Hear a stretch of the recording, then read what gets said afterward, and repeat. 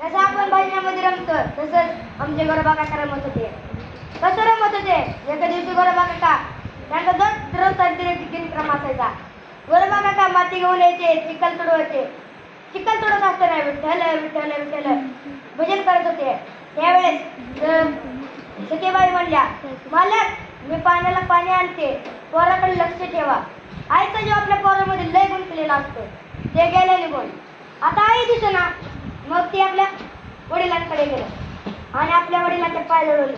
कसा कसा तुडलं महाराज, काय झालं त्याच्या पोराच्या? पहिला पाय मांडीवर, दुसरा पाय मुंडक्यावर. काय भजनामध्ये एवढं रंगून गेलेले महाराज आमचे गोरोबा काका. त्याच्यावर का बघा तुम्हाला म्हणतो, नवलाची गोष्ट ऐक सखे बाई, नवलाची गोष्ट ऐक सखे बाई, कुंभाराने बाळ तुडविले पायी, कुंभाराने बाळ तुडविले पायी. महाराज असं तुडवला. त्यांना भजनामध्ये रमले होते म्हणून काय कळालं नाही महाराज. मी अगोदर तुम्हाला राका बंका आणि वंकाचं सांगितलं होतं. तसंच त्यांचंही झालं. त्या मांजरीला त्या गाडग्यामध्ये पिणे ठेवले होते. ते दोघी गेला कपडे धुण्यासाठी. फक्त त्या वंकाला माहित होतं त्या मांजरी पिण्याच्या गाडग्यामध्ये येतं. भजनामध्ये रमत असताना ते सगळे गाडगे बुट्टीमध्ये टाकले. बट्टे काय अशी आपल्या साध्यासारख्या गोष्टी नव्हत्या. 3-3, 4-4 दिवस भिजणार नाही भिजणाऱ्या बट्ट्या होत्या. महाराज ज्यावेळेस त्यांना कळालं, आग लावा तुमच्या भजनाला, बारकी मुलगी म्हणते बारकी मुलगी, आग लावा तुमच्या भजनाला, तुम्हाला महापाप लागले महापाप. एक ना जर मिली का तर तिचं सोनं करून काशीला नेऊन चढा लागतंय. तुम्ही तर 4 मांजरींचे पिले मारलेत, तुम्हाला किती पाप लागला असेल असं लहान लेकरू म्हणतं बरं का महाराज. त्यावेळेस महाराज म्हणतात, देवा जर तू या पिलांना वाचवलं नाहीस तर तुझं आयुष्यात कधीच वजन करणार नाही. आणि जर तू या पिलांना वाचवलं तर संसार सोडून देईल म्हणजे महाराज, संसार सोडून देईल. महाराज तिघही जण भजन करायला लागले. राम कृष्ण हरी जय जय राम कृष्ण हरी जय जय राम कृष्ण हरी. 4 दिवस अन्नाचा कण पडत नव्हता महाराज.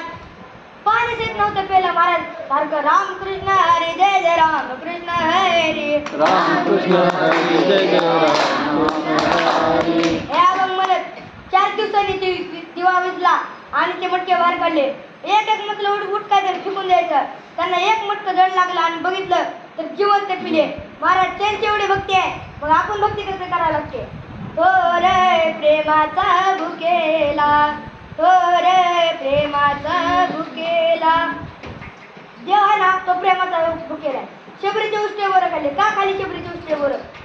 प्रेम ज्या ज्यामध्ये प्रेम राहतं त्याच्यामध्ये देव सदैव राहतो आणि ज्याच्यामध्ये प्रेम नसतं ते काहीच कामाचं नाही महाराज.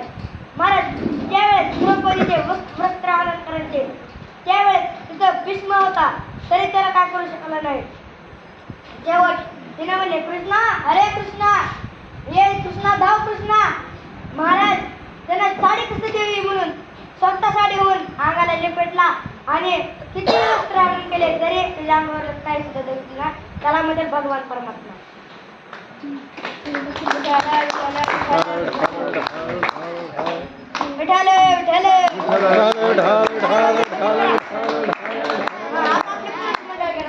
विठ्ठल विठ्ठल पुरुष मंडळ आले सगळ्यांनी म्हणायचं बालांसमोर हाजायचं ना, आपल्या लाडकी दाजी व्हायचं ना, सगळ्यांनी भजन करायचं. विठ्ठल माझा माझा माझा माझा माझा, विठ्ठल माझा माझा माझा माझा, विठ्ठल माझा माझा माझा माझा माझा,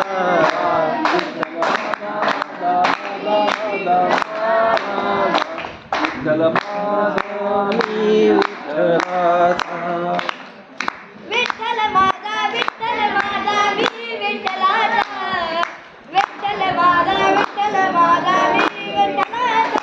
हातवरी विठ्ठल माझा मी विठ्ठलाचा, विठ्ठल माझा माझा माझा माझा माझा. जे म्हणत नाही त्याला शेजारीची शपथ. अच्छा आता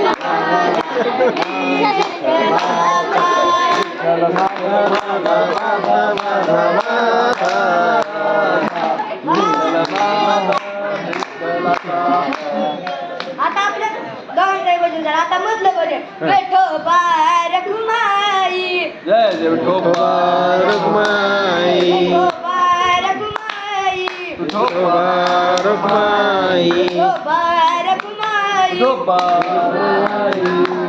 आता कीर्तनाचा सुटायचा वेळ झालेला आहे.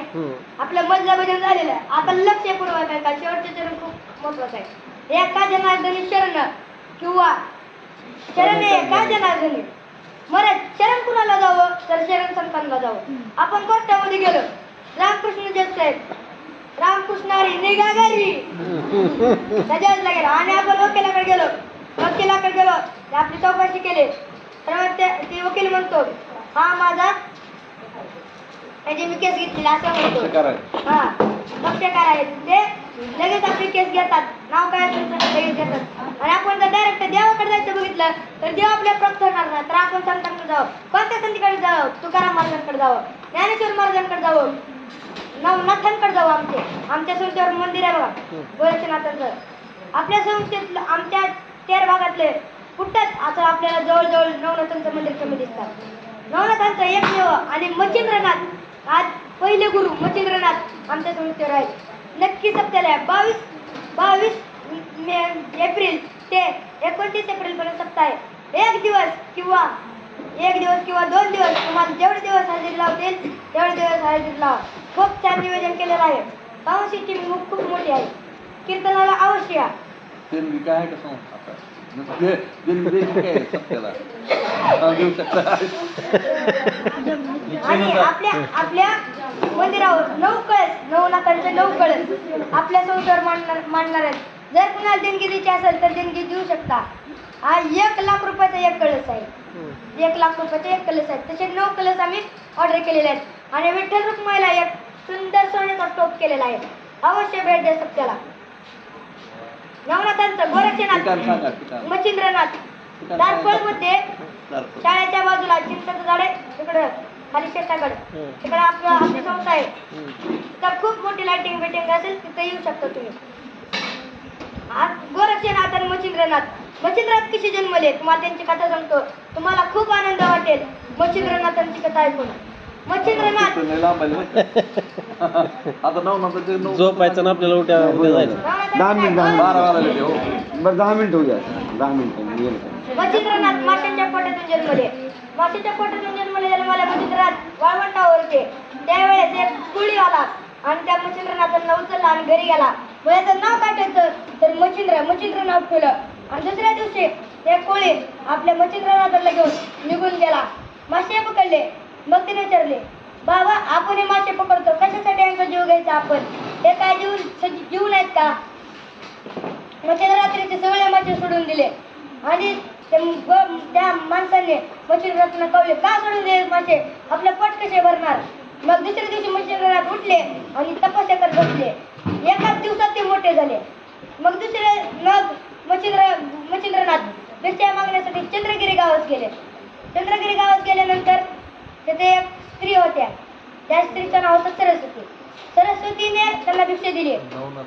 महाराज तुम्ही मला अशी काहीतरी ही द्या की मला लेकरू होईल. त्या स्त्रीला लेकरू नव्हते. मग त्यांनी काय केले आपल्या जोडीतनं भस्म काढला आणि दिला. भस्म काढल्यानंतर म्हणाले हे भस्म काय साधारण राख नाही तर तुझ्या पोटी नवनारायण अवतार जन्माला येईल असं सांगितले. मग ते बाई गेली आपल्या मैत्रिणीकडे. मैत्रिणींना सांगितलं ती साधू आलते साधूंनी मला भस्म दिला आहे त्या भस्माने मला लेकरू होईल. ते मैत्रिणी हसल्या आणि म्हणाल्या भस्माने कुठं लेकर होत असतात का. तिनं ऐकलं आणि फेकून दिली ती उकंड्यावर आपले शेण टाकायच्या फेकून दिले. मग मच्छिंद्रनाथांनी सांगितलं तुम्ही 12 वर्षांनी परत येईल म्हणून. मग ते 12 वर्षांनी त्या घरी परत आले आणि म्हणाले कुठं आहे ते बाळ. महाराज मला लेकरू झालंच नाही. मग काय केलं त्या भस्माचं सांग काय केलं तू त्या भस्माचं. महाराज ते मी उकंडावर फेकून दिला. दाखवते मला उकंडा कुठं आहे. उकंडावर घेऊन जातात आणि म्हणतात ए नाथा तू तिथे असेल तर बाहेर ये. गोरक्षनाथ म्हणतात महाराज गुरु तुमचा आदर्श माझ्यापेक्षा खूप मोठा आहे. तुम्ही मला बाहेर काढा. बचतगटात कुदली घेऊन ते आपल्या शिष्याला बाहेर काढतात आणि त्यांचं नाव गोरक्ष ठेवतात आणि गोरक्षनाथांचे मंदिर इकडे साईडला खूप आहेत. आपण बघू शकता मोबाईलवर व त्यांची कथा ऐकू शकता. मला सगळ्यांचं एवढंच भाव वाटतंय आमच्या संस्थेवर खूप जणांचं सुंदर मंदिर आहे. अवश्य भेट द्या आणि देणगी देणे होईल तर देणगी द्या. विठ्ठल विठ्ठल विठ्ठल. संतांचे जाऊ तुकाराम महाराजांनी काय केले, ज्ञानेश्वर महाराजांनी काय केले. ज्ञानेश्वर महाराजांनी रेड्यातून वेद बोलून दाखवले. कसे बोलून दाखवले आता तुम्हाला ते सांगतो, ऐका. ज्ञानेश्वर महाराज यांना ज्ञानेश्वर महाराज निवृत्ती महाराज सपन काका मुक्ताबाई यांना वाळीत टाकलेले होते. त्यांना सगळे वाईटच बोलायचे. ज्ञानेश्वर महाराज एका वृक्षाखाली बसले होते. त्यावेळेस काही ब्राह्मण लोक आले आणि म्हणाले, काय म्हणाले, अरे तुझं नाव ज्ञानदेव असेल, तुझं नाव ज्ञानदेव असेल, मग काय तुझं ज्ञान काय वाढणार का. महाराज पट्ट्या लावू नका आता ज्ञानेश्वर माऊली चालू करा. हा ज्ञानेश्वर ज्ञानेश्वर माऊली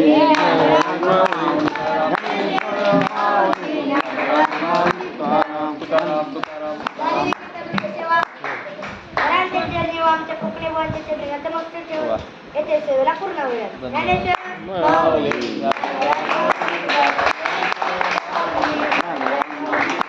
तुकाराम तुकाराम तुकाराम.